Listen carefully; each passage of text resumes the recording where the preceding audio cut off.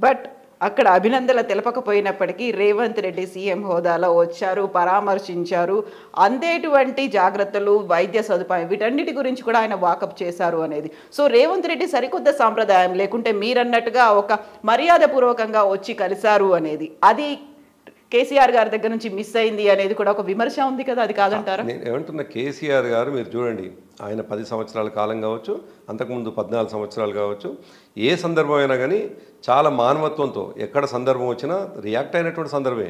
Of course కొన్ని సందర్భాలు ఆయన పోవచ్చు, పోకపోవచ్చు, కానీ ఆ సందర్భానికి సరిపోయేటువంటి సహకారం కావచ్చు, అదేవిధంగా తన వైపు నుంచి వెళ్ళి ఒక తోడ్పాటు కావచ్చు, ఎప్పుడు కూడా తెలంగాణలో ఎవరైతే ఇటువంటి పరిస్థితులను ఫేస్ చేసినారో డెఫినెట్గా ఉంది. అది వరద బాధితులు కావచ్చు, హైదరాబాద్లో ముంపు బాధితులు కావచ్చు, ఇంకా వివిధ సందర్భాలు ఎక్కడెక్కడ నేను సంఘటనలు జరిగినా కేసీఆర్ గారి నుంచి యాజ్ ఏ ముఖ్యమంత్రిగా డెఫినెట్గా ఉంది.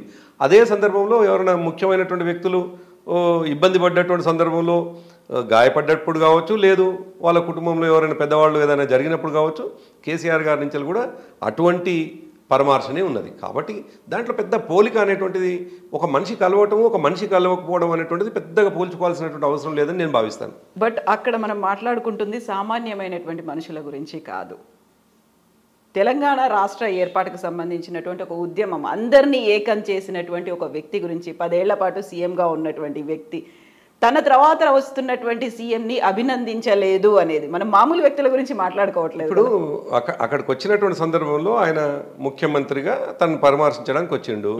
వచ్చినప్పుడు ముఖ్యమంత్రిగా పరామర్శించినప్పుడు కృతజ్ఞతలని ఎట్లాగో చెప్పాల్సిందే చెప్పిండు. అది దానికి పెద్దగా ఏముంటుంది, వచ్చినందుకు అంటే కంగ్రాచులేషన్ అనేటువంటిది ఇప్పుడు ఆ సందర్భం, ఆ సన్నివేశం కవిత, దాంట్లోకి మనం అంత చిన్నగా పోవాల్సినటువంటి అవసరం లేదని నేనైతే అనుకుంటున్నాను. ఎస్, సో మనం ఈ చిన్న విషయాల గురించి పట్టించుకోవద్దు అనుకున్నప్పుడు ఒక పెద్ద విషయం గురించి మాట్లాడుకుందాము.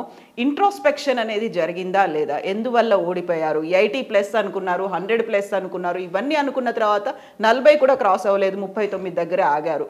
ఎక్కడ ఫెయిల్ అయ్యారు? ఇంట్రోస్పెక్షన్ జరిగిందా? అంటే రాజకీయ పార్టీ అనుకున్నప్పుడు సహజంగా సమీక్ష అనేటువంటిది జరుగుతుంది, దాంట్లో ఏం అనుమానం లేదు. ఏ రాజకీయ పార్టీలోనే జరగాలి, మా పార్టీలో కూడా జరుగుద్ది.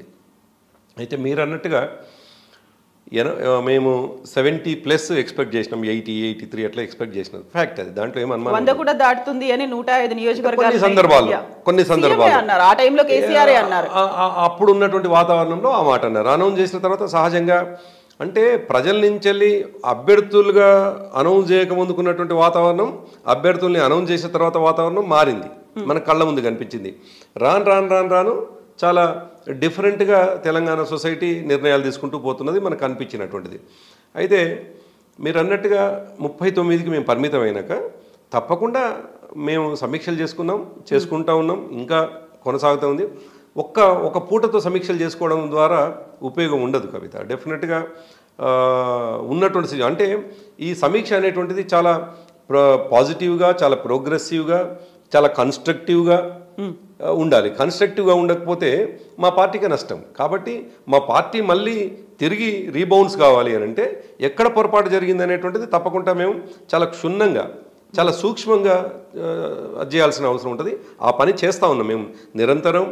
ఇప్పటికే కేటీఆర్ గారు దాదాపుగా మొన్న చేవెళ్ళకు సంబంధించినటువంటి, అది పార్లమెంటు సంబంధించిన సమావేశం కావచ్చు, అదేవిధంగా అందులో దాదాపుగా 2-3 సీట్లు ఓడిపోయి ఉన్నాం మేము. పరిగి ఓడిపోయినాం, తాండూరు ఓడిపోయినాం, వికారాబాద్ ఓడిపోయినాం.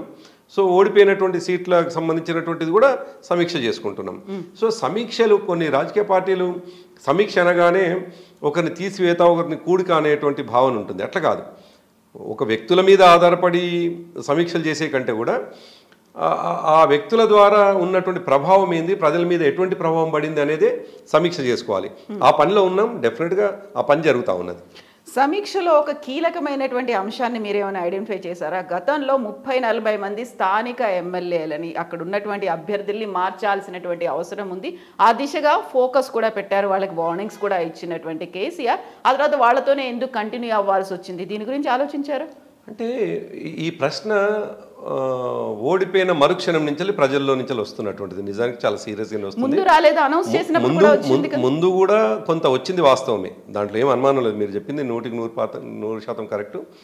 మేము ఇంటర్నల్గా చర్చ చేసుకుంటున్నటువంటి సందర్భంలో చాలా సందర్భాల్లో ఈ చర్చ వచ్చినటువంటి మాట వాస్తవం. కానీ మా పార్టీ ప్రెసిడెంట్ గారు తీసుకున్నటువంటి నిర్ణయం డెఫినెట్గా మాకు శిరోధార్యం. ఎవరైనా దాన్ని సరే మాకు అభిప్రాయాలు ఉండవచ్చు, మాకు వ్యక్తిగతమైనటువంటి అభిప్రాయాలు ఉండవచ్చు, కానీ ఒక్కసారి పార్టీ అధ్యక్షుడిగా వారు నిర్ణయం తీసుకున్న తర్వాత అందరూ ఆయన చేసినటువంటి నిర్ణయాన్ని మేము తూచా తప్పకుండా ముందుకు పోవాల్సి ఉంటుంది. అక్కడ పార్టీ అధ్యక్షుడి లెక్క తప్పింది కదా. పార్టీకి వర్కింగ్ ప్రెసిడెంట్ ఉన్నారు, పార్టీకి కీలకమైనటువంటి మీలాంటి లీడర్లు ఉన్నారు, పార్టీ పెట్టినప్పటి నుంచి పోరాటంలో పార్టిసిపేట్ చేసినటువంటి ఎంతోమంది సీనియర్లు ఉన్నారు. వాళ్ళందరికీ తెలుసు కదా ఈ డ్యామ్ షూర్గా వీళ్ళు ఓడిపోతారు, వీళ్ళ మీద వ్యతిరేకత ఉంది, అసంతృప్తి తీవ్ర స్థాయిలో ఉంది, ప్రజలు కూడా కోరుకోవట్లేదు అనే మాట తెలుసు కదా. ఎందుకని మార్చలేదు అంటే కవిత, ఇప్పుడు ఒక మాట మనం పదే పదే డిస్కస్ చేసుకోవాల్సిన అంశం అయితే ఉంటుంది. కేసీఆర్ గారు తీసుకున్న నిర్ణయాల్ని మనం 2001 నుంచి చూస్తే, మీరు కూడా చాలా సీనియర్ జర్నలిస్ట్గా బహుశా వారిని 2007-8 నుండి చాలా దగ్గర నుండి చూస్తున్నట్టున్నారు. దాదాపు మీరు కూడా 15-14 సంవత్సరాలుగా వారిని చూస్తూ ఉన్నారు యాజ్ ఎ జర్నలిస్ట్గా. కేసీఆర్ గారి ప్రతి నిర్ణయం తీసుకునేప్పుడు అది మనకు కొన్నిసార్లు తప్పు అనిపిస్తుంది, కానీ మనం అంతర్మథనం చెందుతాం. కానీ అంతర్మదనం చెందొచ్చు, లేదు విత్ ఇన్ ది పార్టీలో మాట్లాడుకొని వారికి చేరవేయచ్చు, కానీ వెళ్ళగక్కోవచ్చు. కానీ చాలా సందర్భాల్లో కేసీఆర్ గారే నిజమైనారు, కేసీఆర్ గారి నిర్ణయమే సరైందైంది. అనేక సందర్భాల్లో మీరు 2001 నుంచి మొదలుకొని 2014 వరకు ఏ సందర్భం, 2018లో కూడా ఇప్పుడు మీరు అడిగినటువంటిదే సరిగ్గా 2018లో ఒక 20 మందిని మార్చి ఉంటే బాగుండే, లేకపోతే కష్టమైతట్లుంది, గెలిచేటట్లు లేము అనే చర్చ జరిగింది. 2018లో కూడా ఇదే చర్చ జరిగింది. ఇప్పుడు మీరు చెప్పినట్టుగా సిమిలర్ చర్చ జరిగింది. కానీ 2018లో మార్చాలి అంటుంటే 63 నుండి 88 పోయినాం మేము. మరి కేసీఆర్ గారు నిజమైనారు కదా, కేసీఆర్ గారి నిర్ణయమే నిజమైంది కదా. సో అందుకే ఉంటుందంటే కేసీఆర్ గారి బాణం కొన్ని సందర్భాల్లో గురి తప్పవచ్చు, అది తక్కువ పర్సంటేజ్. మీరు రిస్క్ తీసుకున్నారు అనుకోలేదా? ఎందుకంటే ఒక చరిత్ర సృష్టించబోతున్నాడు కేసీఆర్, హ్యాట్రిక్ గా మేము ఉంటాము అనే మాట పదే పదే అన్ని సార్లు చెప్పినప్పుడు ఈసారి గురి తప్పితే ఎట్లా, మనం రిస్క్ తీసుకుంటున్నామేమో అనే ఆలోచన మీరు కానీ అక్కడ ఉండేటువంటి వార్ రూమ్ టీం కానీ కోర్ టీం ఉంటుంది, ఎవరు ఎక్స్ప్రెస్ చేయలేదు. మాకు ప్రజలపైన విశ్వాసం ఉంది కవిత. మీరు అన్నట్టుగా కొంతమంది అభ్యర్థులు ప్రజల నుంచి కొంత వ్యతిరేకత ఉంది అనేది కనిపిస్తున్నప్పటికీ ప్రజలపైన ఉన్నటువంటి విశ్వాసం ఏంటంటే కేసీఆర్ గారు ముఖ్యమంత్రి కావాలి అని అంటే తప్పకుండా తమ పరిధిలో ఉన్నటువంటి ఎమ్మెల్యేని గెలిపించుకుంటారనేటువంటి విశ్వాసం మాకున్నది. అఫ్ కోర్స్ అది అతి విశ్వాసం కూడా అయిందో ఏమో, అందువలన మేము ఓడిపోయి ఉండవచ్చు. కానీ ప్రజలందరూ ఏం కోరుకుంటున్నారు అని మనం ఎప్పుడైనా ఈ సోషల్ మీడియాలో కానీ మిగతా మాధ్యమాల్లో ఏదన్నా పోల్ పోతే మెజారిటీ పీపుల్ దాదాపు 70% కేసీఆర్ గారు ముఖ్యమంత్రి కావాలని కోరుకుంటున్నటువంటి సందర్భాలు.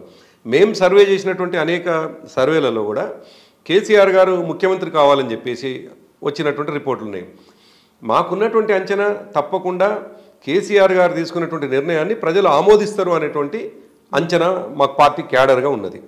అయితే సరే, మీరు యాజ్ ఎ జర్నలిస్ట్గా ఎటువంటి అభిప్రాయంతో ఉన్నారు, లేదు మిగతా సొసైటీలో మా పట్ల కొంత కన్సర్న్గా ఉన్నటువంటి వ్యక్తులు ఎటువంటి అభిప్రాయంతో ఉన్నారో మాకు కూడా అనిపించింది. మరి కొంతమందిని మారిస్తే